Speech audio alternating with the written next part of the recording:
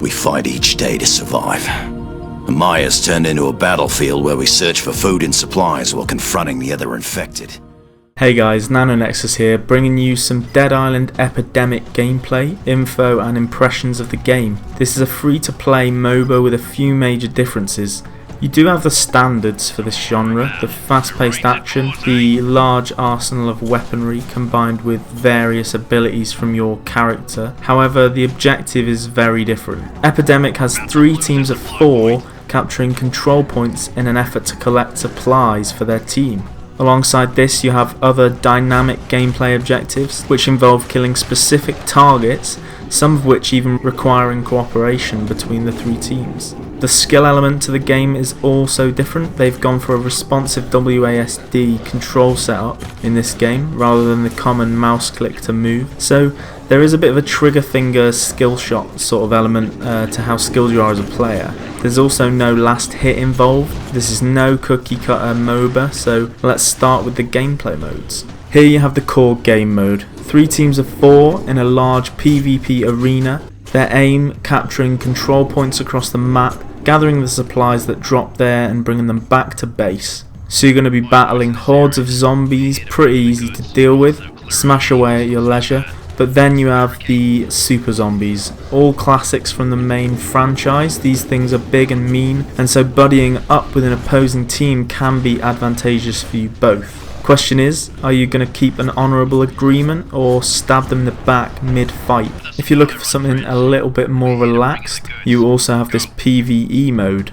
Your team races against the clock in a Horde style game that offers a more recreational experience. Unlock section by section of the map, fighting off zombies while securing supply points and destroying barriers. As you progress, zombies get stronger and you need to level up your abilities, especially when it comes to the end of match boss fight, which is a lock you in a small space with a large super zombie type of thing. So a match lasts around 15 minutes and finishing the map awards you with item upgrades for your characters, expertise points and weapon schematics for the game's crafting system. The fan favourite crafting of Dead Island is apparent here, and it couldn't be a better fit in my opinion for a MOBA. You're going to be collecting schematics and crafting parts as rewards for matches and PvE map completion, building an arsenal to give you a sharp electric infused edge on the competition and make that zombie killing all the more satisfying. With such a variety of weapons, each player can definitely go for something that really suits their playstyle.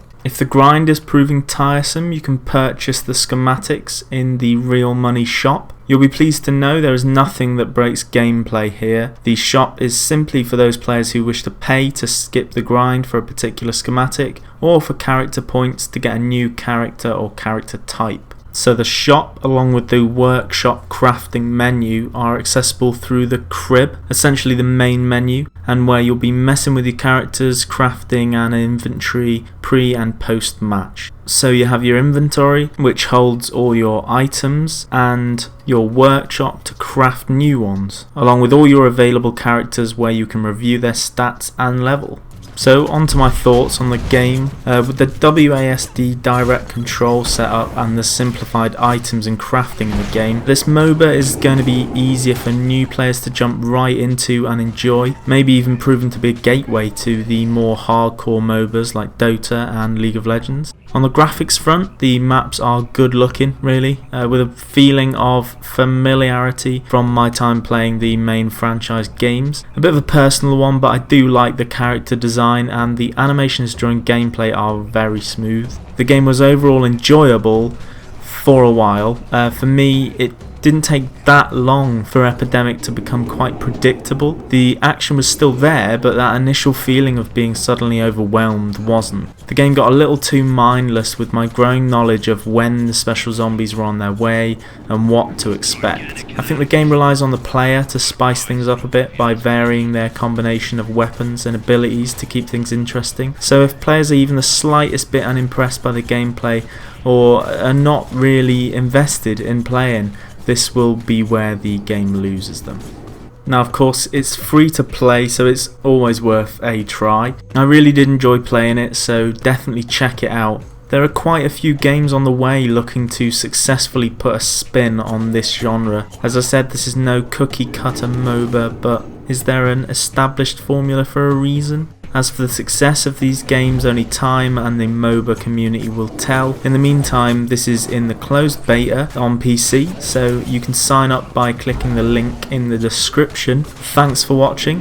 Go ahead and like if you enjoyed the video. Leave a comment with any thoughts or questions on the game. I do enjoy getting a bit of conversation going. If you haven't done so yet, go on and subscribe for a couple of weekly gaming videos, and I will see you in the next one. One day we all might leave this place, hopefully alive.